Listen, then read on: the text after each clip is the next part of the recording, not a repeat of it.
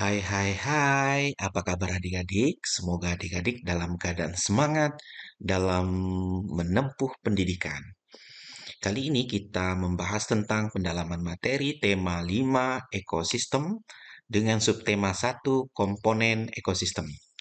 Baik adik-adik, sebelum melanjutkan video ini kami harap untuk dapat mensubscribe channel ini. Terima kasih adik-adik. Pada pembelajaran 1 muatan bahasa Indonesia, kita akan belajar tentang menjelaskan informasi penting dalam teks non-fiksi. Nah, apa itu teks non-fiksi? Nah, adik-adik, ternyata teks non-fiksi adalah teks yang berisi informasi berdasarkan fakta atau kenyataan. Sementara kalau teks yang fiksi adalah teks merupakan sebuah karangan cerita hayalan. Nah, teks non-fiksi dapat dipahami isinya jika kita dapat menggali informasi tersebut, adik-adik. Nah, pada muatan IPA kita akan membahas tentang pengertian ekosistem dan jenis makanan hewan.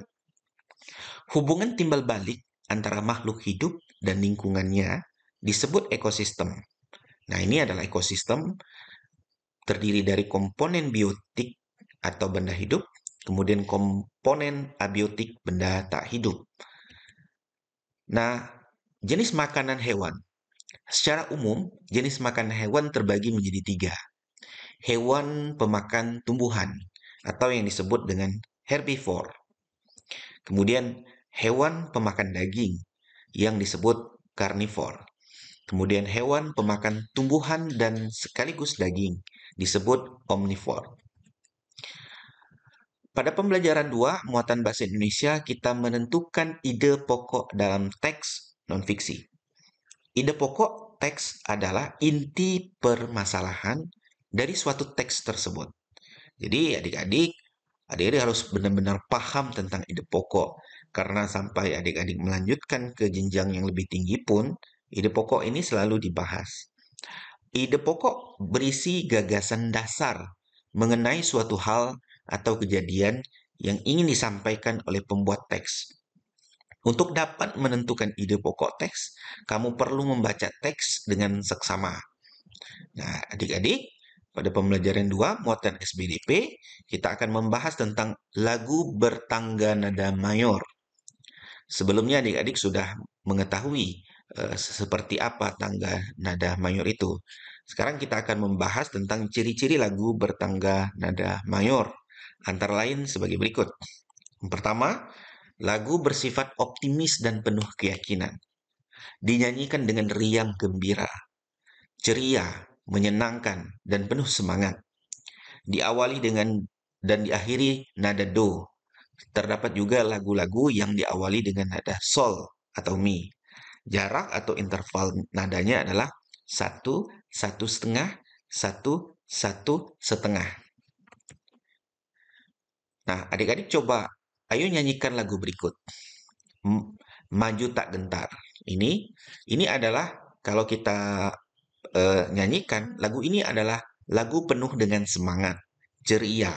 Inilah yang dimaksud dengan ciri lagu yang bertanda naga mayor. Maju tak gentar, membela yang benar. Nah, ini adik-adik nanti silakan mempelajari lagu ini, nada-nadanya. Adik-adik coba, karena kali ini Bapak hanya membahas tentang ciri-ciri lagu yang bertanda nada mayor. Kemudian di sini kita akan melihat bahwa ternyata tangga nada mayor adalah tangga nada yang penuh dengan semangat lagu-lagu yang dinyanyikan. Nah, pada pembelajaran 2 muatan IPA kita akan mengelompokkan hewan berdasarkan jenis makanan. Nah, adik-adik, kelompok hewan pemakan tumbuhan, daun, batang, buah-buahan, dan biji-bijian, bentuk giginya herbivore, seperti pada adik-adik lihat pada nomor 1, yaitu gigi serinya seperti itu, kemudian gigi rahamnya seperti itu. Kemudian ada kelompok hewan pemakan daging. Gigi taringnya sangat panjang sekali, bentuk gigi karnivor itu seperti ini, ya adik-adik. Kemudian ada omnivore, kelompok hewan yang pemakan tumbuhan maupun hewan lain. Nah, gigi serinya seperti itu. Kemudian gigi taringnya, gigi gerahamnya seperti yang adik lihat pada nomor 3. Ini adalah ciri kelompok hewan pemakan tumbuhan maupun hewan lainnya. Kemudian ada insectivore, kelompok hewan pemakan serangga. Nah, hewan insektivor ini memiliki lidah yang lengket dan panjang. Jadi, kalau cicak ketika dia makan, ini ternyata dia memiliki lidah khusus yang ketika sangat lengket dan bisa memanjang. Ini adalah pengelompokan hewan berdasarkan jenis makanannya. Kemudian kita melihat dari gigi, bentuk gigi, kemudian bentuk lidahnya, adik-adik ya. Pada pembelajaran 3, muatan bahasa Indonesia menemukan ide pokok dan informasi yang didengar. Untuk menemukan ide pokok dan informasi penting, kamu dapat memperhatikan hal-hal berikut. Dengarkan teks non-fiksi yang dibacakan dengan seksama. Catatlah kata-kata kunci yang terdapat dalam setiap paragraf, serta gunakan kata tanya apa, siapa, di mana, kapan, mengapa, bagaimana untuk membantu menemukan ide pokok dan informasi penting pada setiap paragraf. Artinya, adik-adik bisa menggunakan apa yang terjadi dalam teks itu. Siapa yang berperan, siapa yang melakukan, di mana kejadiannya, kapan waktunya. Nah, ini adalah pertanyaan sebagai pertanyaan pemandu untuk adik-adik bisa menemukan ide pokok informasi yang didengar. Pada pembelajaran 3, muatan IPS, kita berbicara tentang letak geografis Indonesia.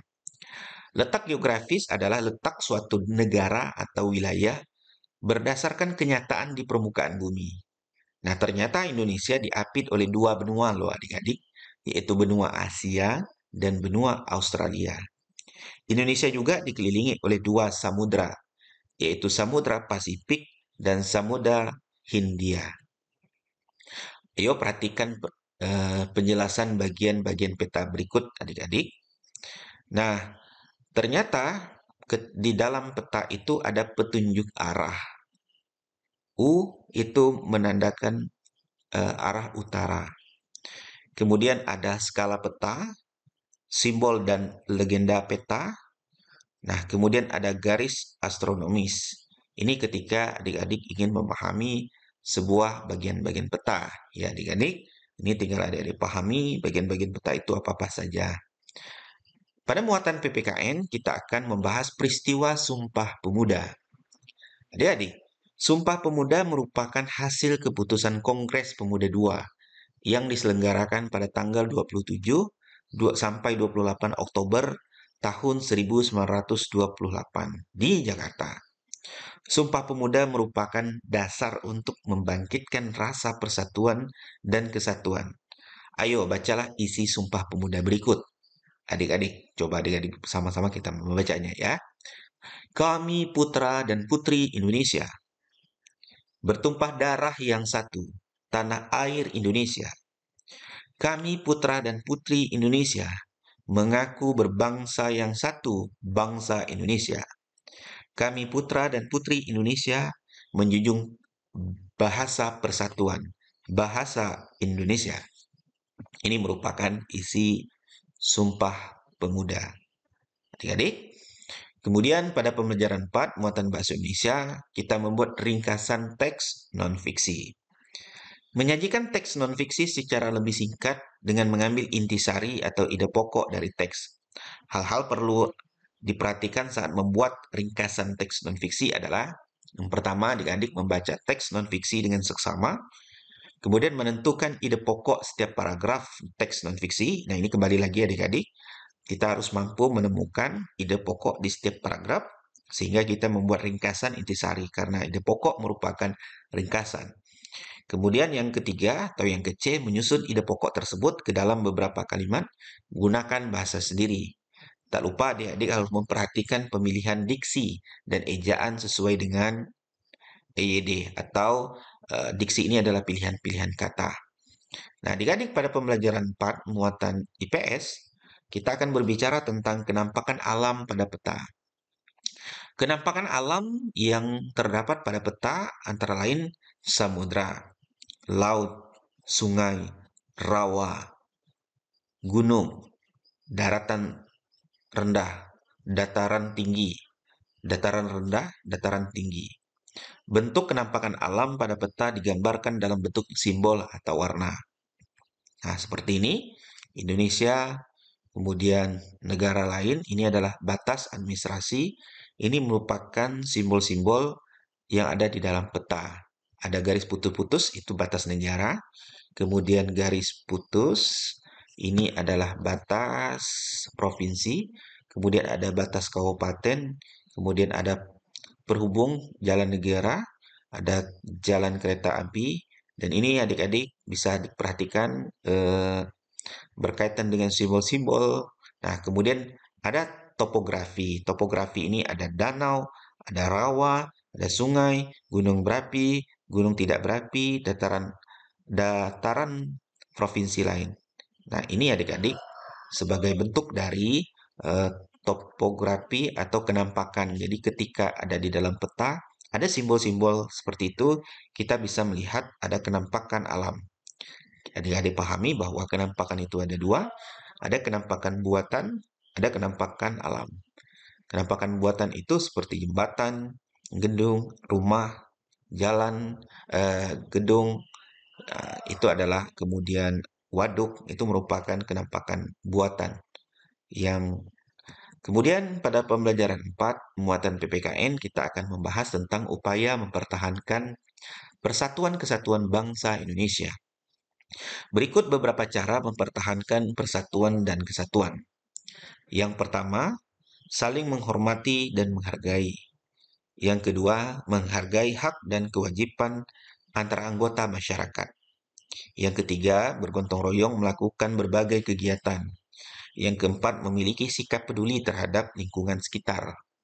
Yang kelima, menghargai pendapat orang lain saat bermusyawarah.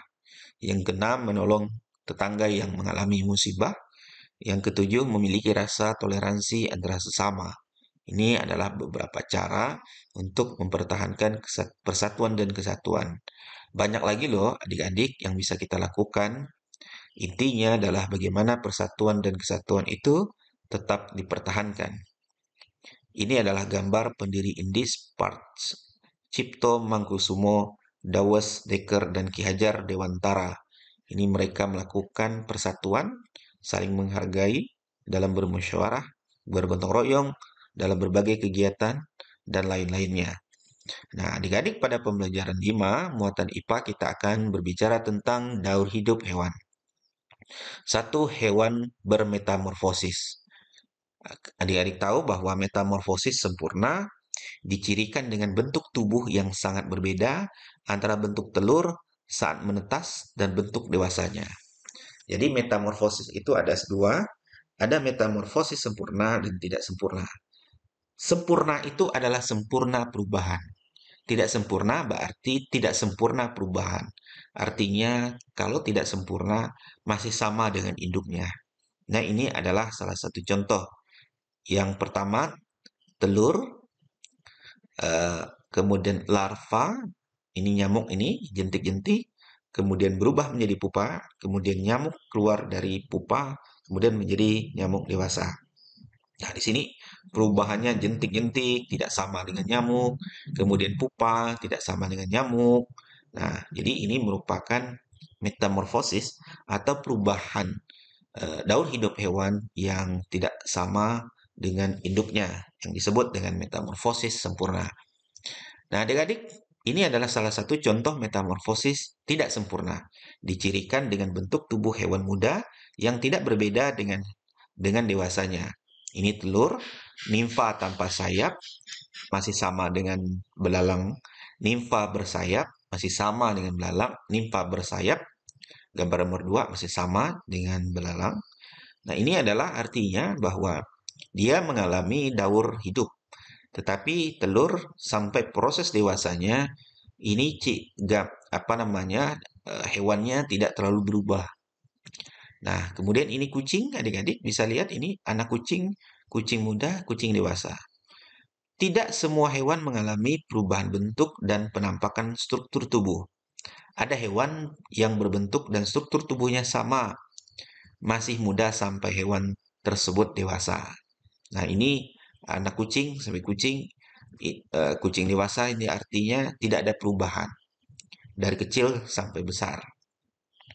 Nah, kemudian adik-adik, pada pembelajaran 5 muatan bahasa Indonesia, menguraikan informasi penting dalam bentuk peta pikiran.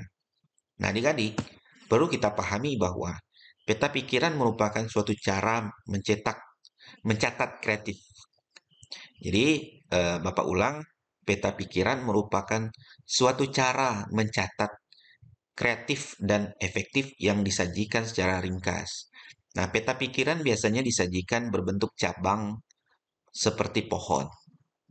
Nah, nanti kita akan mencoba bagaimana cara membuatnya. Untuk menguraikan informasi menggunakan peta pikiran, kamu perlu menentukan ide pokok setiap paragraf dari teks yang disajikan dan membuat daftar pertanyaan untuk membantu menemukan informasi dalam teks.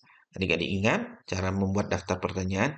Siapa, apa, di mana, kapan, dan bagaimana merupakan kunci untuk menemukan gagasan pokok tersebut.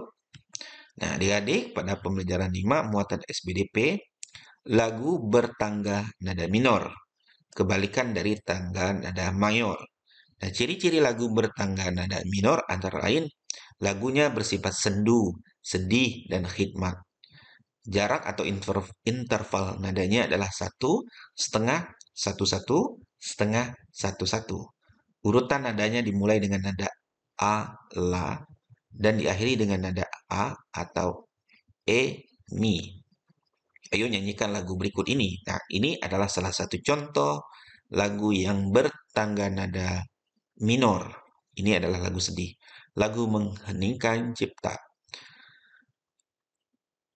Nah, ini adik-adik coba baca nyanyikan lagu ini. Ini adalah salah satu contoh lagu yang bertangga minor, yaitu yang sedih ya. Dengar seluruh angkasa raya memuja. Nah, ini adalah salah satu ciri. Jadi suara Bapak tidak cocok untuk menyanyikan lagu. Tetapi Bapak bisa informasikan bahwa lagu ini adalah lagu yang berkaitan dengan tangga nada minor, bukan mayor ya adik-adik. Nah, kemudian pada pembelajaran 6, muatan bahasa Indonesia, kita mempresentasikan informasi dalam peta pikiran yang telah dibuat. Perhatikan hal-hal berikut ya adik-adik. Sikap tubuh yang tegak ketika presentasi. Jadi ketika adik mempresentasikan peta pikiran tersebut, adik-adik harus memiliki sikap tegak ketika presentasi. Adanya kontak mata dengan pendengar. Kemudian menggunakan lafal dan intonasi ketika menjelaskan. Pemilihan kata yang tepat ketika mengucapkan salam pembuka dan penutup. Adik-adik harus berlatih ya adik-adik. Nah, kemudian pada muatan PPKN kita bicara tentang usaha mempersatukan Negara Kesatuan Republik Indonesia atau NKRI. Salah satu cara yang dapat kita lakukan untuk mempersatukan NKRI adalah berpartisipasi dalam upaya menjaga keutuhan wilayah dan bangsa Indonesia. Upaya mempersatukan bangsa perlu dilakukan secara terus-menerus dan berkesinambungan oleh seluruh lapisan masyarakat. Dengan persatuan, keutuhan bangsa dapat tetap terjaga ya adik-adik. Nah, kemudian pada pembelajaran 6 muatan SBDP, kita menyanyikan lagu bertangga nada mayor dan minor dengan iringan alat musik. Jadi lagu dapat dinyanyikan dengan iringan alat musik ritmis atau melodis. Apa perbedaan alat musik ritmis dan alat musik melodis? Nah, alat musik ritmis adik-adik tidak memiliki nada. Alat musik ritmis dimainkan dengan memperhatikan ketukan lagu saja. Contohnya adalah gendang, tringle, marakas, dan tamborin. Oh, ini ya ternyata alat musik ritmis itu. Nah, kemudian alat musik melodis dapat melantunkan melodis sebuah lagu, yaitu seruling, pianika, gitar,